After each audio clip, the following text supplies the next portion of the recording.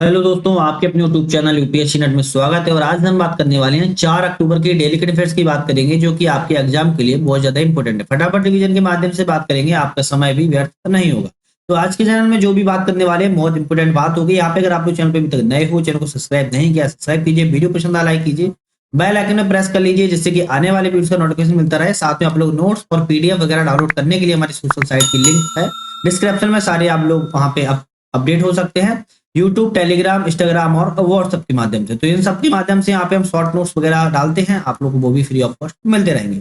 आज के हम पहले करंट अफेयर्स की बात करें तो हाल ही में गणित के क्षेत्र में योगदान देने के लिए 2023 का शास्त्रा रामानुजन पुरस्कार किसे चुना गया है? तो रुइक्सियांग झांग को चुना गया है। रुइक्सियांग झांग को गणित के क्षेत्र में, मैथ के क्षेत्र में, याद रखिएगा, मैथ के क्षेत्र में, गणित के क्षेत्र में रामानुज पुरस्कार से सम्मानित किया जाएगा। अगर बात करें तो विश्वविद्यालय प्रसिद्ध गणतज्ञ श्री निवास रामानुज के गृह नगर में आयोजित किया जाएगा और संख्या सिद्धांत पर अंतरराष्ट्रीय सम्मेलन।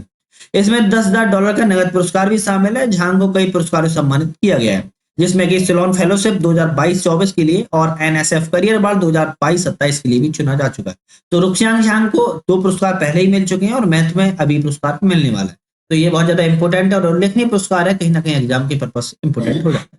नेक्स्ट क्वेश्चन की बात करते हैं। भारत का पहला हाइब्रिड रॉकेट कहां लॉन्च किया गया? तो हाइब्रिड रॉकेट की बात आ रही है, तो हाइब्रिड रॉकेट कहां पे लॉन्च किया है? जो हाइब्रिड रॉकेट है वो तमिलनाडु राज्य में लॉन्च किया गया है। और अगर बात करें तो doctor APJ Abdul Kalam international foundation और स्पेस जोन इंडिया के सहयोग से लॉन्च किया गया है। तो 2 कंपनियों ने लॉन्च किया इसको, doctor APJ Abdul Kalam international foundation और स्पेस जोन इंडिया के सहयोग से। इस रॉकेट का उपयोग होगा मौसम और वायुमंडलीय दशाओं को और विकिरणों में अनुसंधान किया जा सकता है। इसका इस्तेमाल प्रक्षेपण यान और उपग्रहों में उपयोग किए जाने वाले नए घटकों और उपप्रणालियों के प्रोटोटाइप को परीक्षण करने में सटीकता की जांच किया जाएगा। तो ये जो रॉकेट होगा वो 2 जो संस्था है इसके द्वारा लॉन्च किया गया, doctor APJ Abdul Kalam international foundation और स्पेस जोन इंडिया के सहयोग से। साथ में इसका उपयोग मौसम के लिए और विकिरण दशाओं के लिए, वायुमंडलीय दशाओं के लिए इसका अनुसंधान करना। नेक्स्ट क्वेश्चन की बात करते हैं। गुजरात वाइब्रेंट गुजरात और वाइब्रेंट डिस्ट्रिक्ट कार्यक्रम का आयोजन किस राज्य में किया जाएगा? वाइब्रेंट गुजरात और वाइब्रेंट डिस्ट्रिक्ट की बात किया जाए तो गुजरात राज्य में किया जाएगा। कितने जिलों में किया जाएगा? तो राज्य के 33 जिलों में और 4 नगरों में, अर्थात 37 महानगरों में इसका टोटल, इसका वाइब्रेंट गुजरात और वाइब्रेंट डिस्ट्रिक्ट का अंतर्गत कार्यक्रम में आयोजित किया जाएगा। तो 33 जिले, 33 डिस्ट्रिक्ट की यहाँ बात की जा रही है। साथ में जो 4 महानगर है, उन 4 महानगरों की यहाँ पे बात की जा रही है। तो टोटल हो जाते हैं 37। तो टोटल 37 स्थानों पर गुजरात वाइब्रेंट डिस्ट्रिक्ट और गुजरात डिस्ट्रिक्ट थीम के अंतर्गत कार्यक्रम आयोजित किए जाएंगे। इन कार्यक्रमों में स्थानीय उत्पादों को बढ़ावा दिया जाएगा। साथ में प्रचार के लिए 2-3 दिवसीय एग्जीबिशन का आयोजन भी किया जाएगा।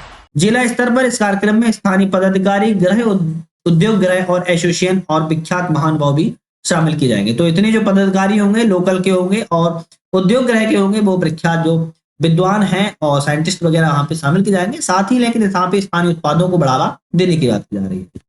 नेक्स्ट क्वेश्चन की बात करते हैं। भारतीय विज्ञापन मानक परिषद के नए अध्यक्ष के रूप में किसकी नियुक्ति की गई है? तो भारतीय मानक जो अध्यक्ष के रूप में इनकी नियुक्ति बात करें, सौगत गुप्ता की नियुक्ति की गई है। और हम फैक्ट की बात करें तो Saugata Gupta board of governors में 2 साल और बोर्ड ऑफ गवर्नर्स विशेष में अमित सदस्य के रूप में 4 साल शामिल रहेंगे। पार्थ सिन्हा को यहाँ पे भारतीय विज्ञापन मानक परिषद के उपाध्यक्ष के रूप में चुना गया। तो अध्यक्ष के रूप में सौगत गुप्ता को और उपाध्यक्ष के रूप में पार्थ सिन्हा को चुना गया। और अगर सुधांशु वत्स की बात करें तो कोषाध्यक्ष के रूप में इनकी नियुक्ति की गई। भारतीय विज्ञापन मानक परिषद अर्थात ASCI भारत में विज्ञापन उद्योग का एक स्वैच्छिक और स्वनियामक संगठन। ठीक है, नेक्स्ट क्वेश्चन पर पढ़ते हैं। नेक्स्ट क्वेश्चन क्या है उसकी बात करते हैं यहाँ पे। अगर हम तो हाल ही में किस देश में सैफ पुरुष अंडर 19 चैंपियनशिप में खिताब जीता हुआ है? तो किसने जीता हुआ है? तो भारत ने जीता हुआ है, याद रखिएगा। भारत ने सैफ पुरुष अंडर 19 चैंपियनशिप में खिताब जीता हुआ है। और बात की है भारत के लिए मैग्लेथॉन्ग कीपगेनर और गवंग वाशर गोयरल ने गोल किए और मैग्लेथॉन्ग कीपगेनर ने 64वें और 45वें मिनट में गोल करने के बाद आखिरी क्षणों में मौका बनाया। भारतीय टीम ने नेपाल की राजधानी काठमांडू में जारी सैफ 19 फुटबॉल चैंपियनशिप में अपने नाम खिताब कर लिया। तो इंपोर्टेंट ये नहीं है कि कहां पे किया, इंपोर्टेंट ये रहता है किसने किया हुआ है। तो भारत ने किया हुआ है। नेक्स्ट क्वेश्चन में बढ़ते हैं। नई दिल्ली में भारतीय भाषा उत्सव और प्रौद्योगिकी अर्थात टेक्नोलॉजी और भारतीय भाषा शिखर सम्मेलन का शुभारंभ किसके द्वारा किया गया? धर्मेंद्र प्रधान के द्वारा किया गया। लेकिन इसके हम फैक्ट की बात करें तो 2 दिवसीय शिखर सम्मेलन का मुख्य उद्देश्य शिक्षा में भारतीय भाषाओं के लिए नवीन तकनीकी रूप से समृद्ध भविष्य के पाठ्यक्रम निर्धारित करना था। मतलब कि न्यू टेक्नोलॉजी के रूप में इसका पाठ्यक्रम को निर्धारित करना था। और शिखर सम्मेलन 3 महत्वपूर्ण विषय का सत्र भी शामिल है, जिसमें भारतीय भाषा को बढ़ावा देने में प्रौद्योगिकी अर्थात टेक्नोलॉजी एकीकरण पर विशेष ध्यान दिया गया है, जिसमें शिक्षण, प्रशिक्षण, परीक्षा और शैक्षिक सामग्री के अनुवाद की भूमिका निभाई जाएगी। तो इसमें शिक्षण के साथ साथ में प्रशिक्षण के लिए, ट्रेनिंग के लिए, और यहाँ पे परीक्षा के लिए, और परीक्षा के अलावा इसमें सामग्री के लिए प्रमुख 4 भूमिका निभाई जाएगी। नई टेक्नोलॉजी और डिजिटल समावेश यहाँ पे किया जाएगा। नेक्स्ट क्वेश्चन पढ़ते हैं। नेक्स्ट क्वेश्चन क्या है उसकी बात कर लेते हैं। बहुत इंपॉर्टेंट क्वेश्चन है। सीमा सड़क के महानिदेशक के रूप में किसको नियुक्त किया गया? तो सीमा सड़क के रघुनाथ श्रीनिवासन को सीमा सड़क महानिदेशक के रूप में नियुक्त किया गया है। अगर बात करें तो डीजीबीआर के नियुक्त पहले रघु श्रीनिवासन पुणे के कॉलेज ऑफ मिलिट्री इंजीनियरिंग में कमांडेंट के पद पर कार्यरत थे। उन्होंने अपनी शानदार सेवा के दौरान ऑपरेशन विजय, ऑपरेशन रक्षक और ऑपरेशन पराक्रम में भी हिस्सा लिया हुआ है। तो उन्होंने ऑपरेशन विजय में, ऑपरेशन रक्षक में और ऑपरेशन पराक्रम में हिस्सा लिया हुआ है। अगर तीनों आप लोगों को पता है किसके 6 से संबंधित रहे तो आप मुझे कमेंट में आंसर बताइएगा।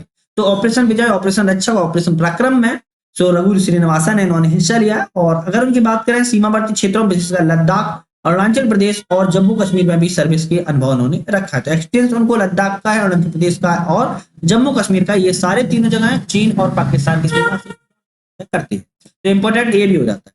नेक्स्ट क्वेश्चन बात करते हैं। नारी शक्ति वंदन अधिनियम का कौन सा संविधान संशोधन बना हुआ है जिसने लोकसभा और राज्य विधानसभा ने इसको पारित कर दिया हुआ?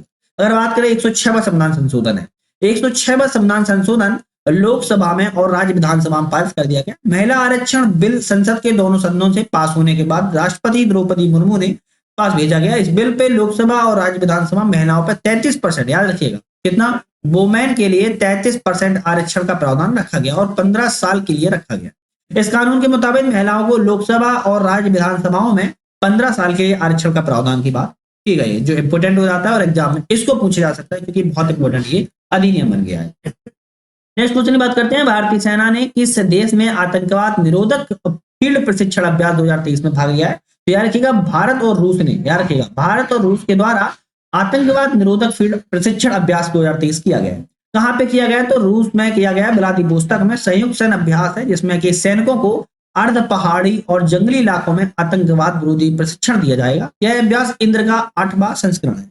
2003 में दोनों पक्षों ने इसको चालू किया था, आयोजित किया था। प्रत्येक पक्ष ने 11 दिवसीय अभ्यास के लिए 250 सैनिकों को मैदान में उतारा है। इसका उद्देश्य है संयुक्त अभियानों में अंतर संचालनीयता प्राप्त करना। तो ये इंपोर्टेंट है, दोनों लोग मिलकर, दोनों सेनाएं मिलकर अंतर संचालितता प्राप्त करेंगी और 250 सैनिक हैं वो उतारे गए हैं कहीं ना कहीं ये अर्ध पहाड़ी और जंगली इलाकों में आतंकवाद को ढूंढकर इस तरीके से ट्रेनिंग दी जाएगी। नेक्स्ट क्वेश्चन इंपोर्टेंट क्वेश्चन होता है, किस राज्य के, मतलब कि तमिलनाडु राज्य के 9 इसरो के वैज्ञानिकों में से प्रत्येक को 25 लाख रुपए का इनाम देने की घोषणा की गई है। 25 लाख रुपए की घोषणा की गई है 9 वैज्ञानिकों के लिए। और किस राज्य के हैं? तमिलनाडु राज्य के। यहाँ रखिएगा तमिलनाडु राज्य से उनका संबंधित है और तमिलनाडु सरकार ने इनकी घोषणा की हुई है।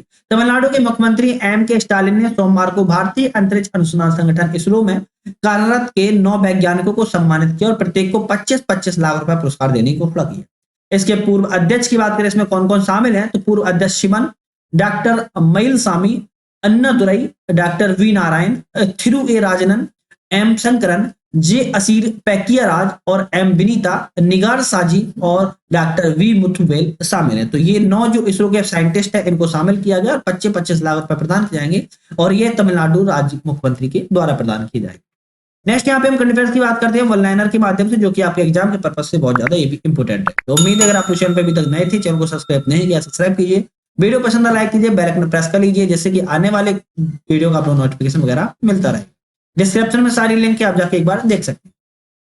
नेक्स्ट है, हाल ही में किसने 45 दिवसीय स्पॉट गैंग फंडिंग विधेयक पर हस्ताक्षर किए? तो जो बाइडन, अमेरिका के राष्ट्रपति, यूएसए के राष्ट्रपति 45 दिवसीय स्पॉट गैंग फंडिंग विधेयक पर हस्ताक्षर किए हुए।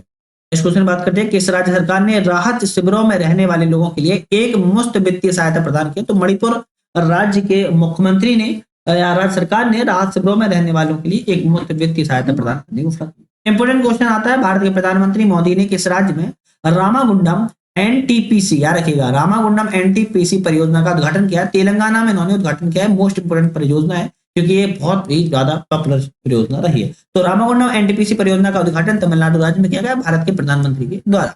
नेक्स्ट क्वेश्चन है, RBI reserve bank of India, भारतीय रिजर्व बैंक ऑफ इंडिया ने इंटरनेशनल फाइनेंसिंग कॉर्पोरेशन को किस बैंक की हिस्सेदारी में मंजूरी दी है? तो फेडरल बैंक को RBI ने मंजूरी दे दी है इंटरनेशनल फाइनेंसिंग कॉर्पोरेशन के लिए।